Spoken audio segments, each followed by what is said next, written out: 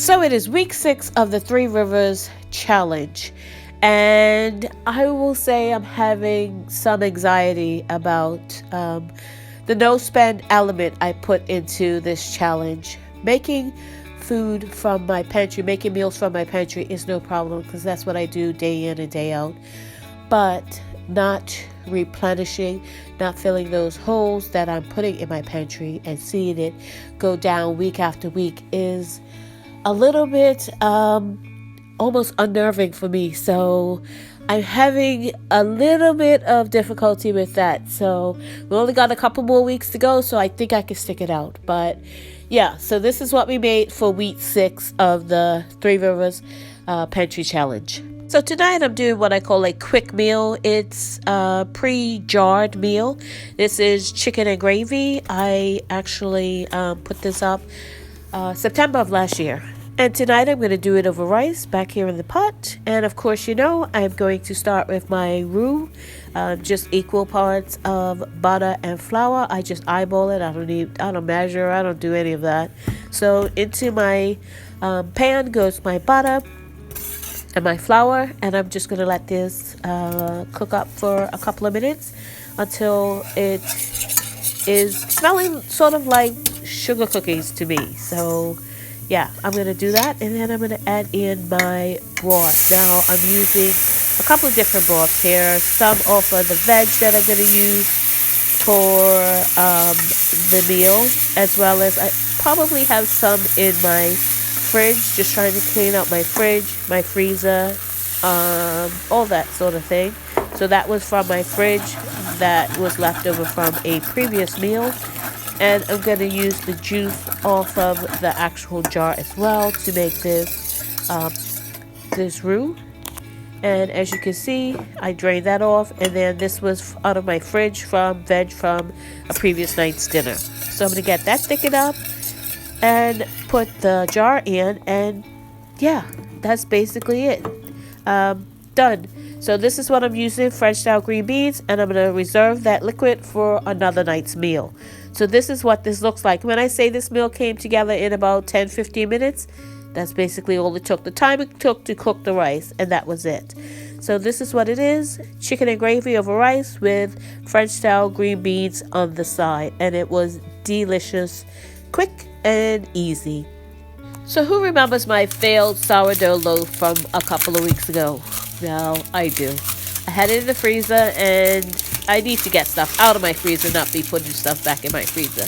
So what I'm going to do today is make bread pudding. Now, the only person in my house that likes bread pudding is my hubby. So I'm going to make this specifically for him, and I'll make something else for the rest of the family. So today I'm going to be using up my failed sourdough bread loaf.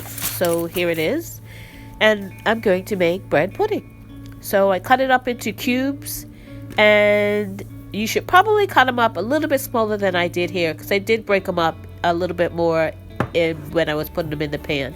So I have some raisins, and this is just for him, so I wouldn't be putting this in if anybody else was eating this. So he likes his raisins soaked in some rum, so that's what I'm going to do. So I just put the raisins in a bowl, just a little bit, probably like maybe a tablespoon or so. Yeah, it wasn't more than a tablespoon. I didn't measure.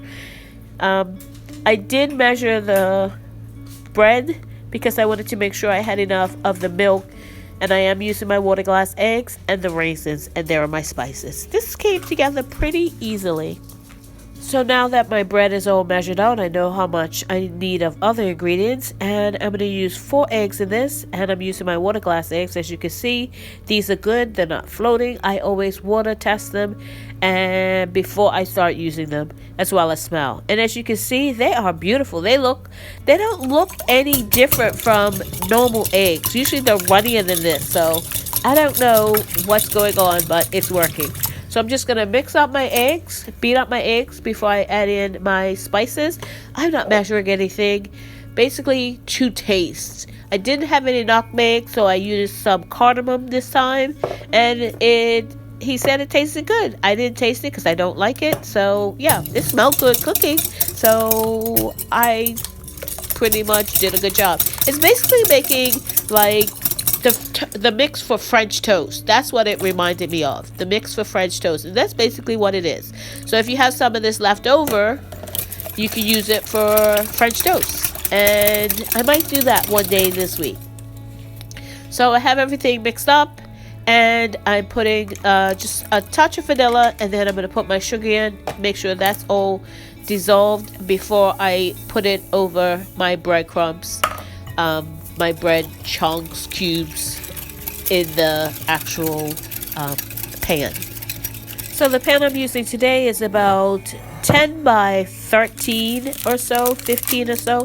It's an unusual size. I actually got it from Aldi. And I'm just going to put some butter to grease the pan so the pudding doesn't stick.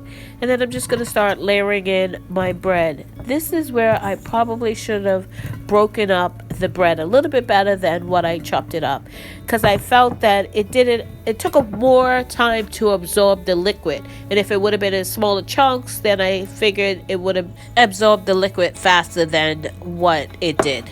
So now that I've got everything layered in, and I did break up some of the top pieces smaller, so I'm just going to pour my liquid over my bread crumbs. Why do I keep saying crumbs? Chunks and raisins. And I'm going to let this sit and absorb for about a half an hour before I put it in the oven. So basically, I'm just going to preheat my oven and wait till this absorbs to put it in. So I am pressing it down, make sure all those bread cubes get soaked up in the liquid, and into the oven it goes. As long as it took my oven to preheat, that's how long I let it sit and absorb the liquid that I put over it. And this is what it looks like out of the oven. I will say I probably should have covered it. I got distracted and it got a little bit brown on the top, but he enjoyed it. So if I have any other failed sourdough bread, which I don't very often, this was a new sort of technique and recipe to me. But if I do in the future, I will be reserving that for bread pudding in the future. Okay, since hubby got bread pudding, the rest of us are going to have brownies. So I have this brownie mix, and I'm going to use my egg replacer in it. I am trying to use up all these pre-made ones that are expired, but they seem to be doing pretty good. The last one I made was expired, but it did pretty good. So this is what it looked like. You can't really tell. It did fall in the middle. I don't know if that's from the actual egg replacer or just something I did. So what I'm going to do is I have another one of these brownie mixes, and in maybe next week or so, I'll try it with just some regular water glass eggs and see if there's a difference. So even with it falling in the center, it was super moist, and everyone really enjoyed it, and it was gone in no time. So for tonight's dinner, I am doing a quick pasta dish. I usually store my pasta in these half-gallon jars, but they're getting really hard to find. So I found these at Target, so I'm going to see how they work.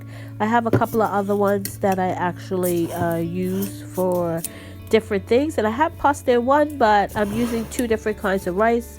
So I'm taking those up with rice now. One's a regular rice and one's a jasmine rice, which we're eating a lot of nowadays. So I got another one, and I'm going to store pasta in it because I find that this is a little bigger. I have some stewed tomatoes here from 2019. Got to use them up. And then I have some sausage that I found in my freezer. And this is what I usually store my pasta in, so to fill up that smaller container. And do you see the expiration date on there? Yeah, it's well expired. Time to use it up.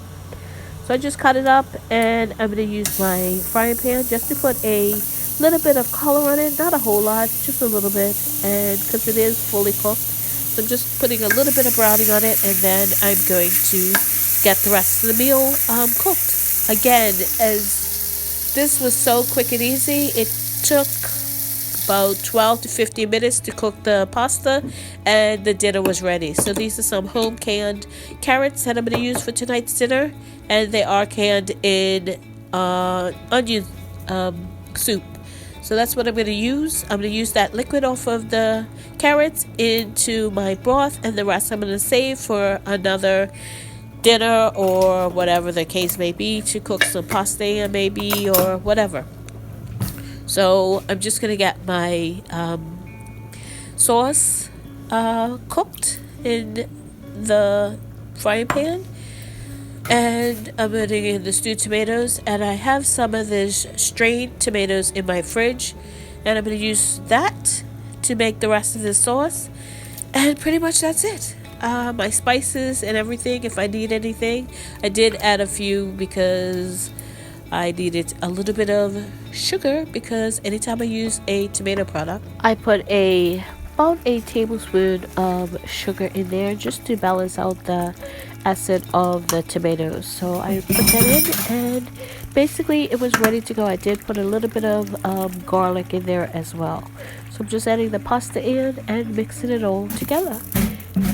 And sometimes I add mushrooms to this dish. You can stretch it with mushrooms or other veggies, or I've done some broccoli in here before. So this dish is very versatile. You could use ground beef, you could use whatever you have, turkey, chicken, whatever kind of meat you like. And this is the dish ready to eat, and I will serve it with the veg on the side. Thank you so much, friends, for staying to the end. If you haven't subscribed, please subscribe and click that notification bell to be notified when I upload videos. Have a great day.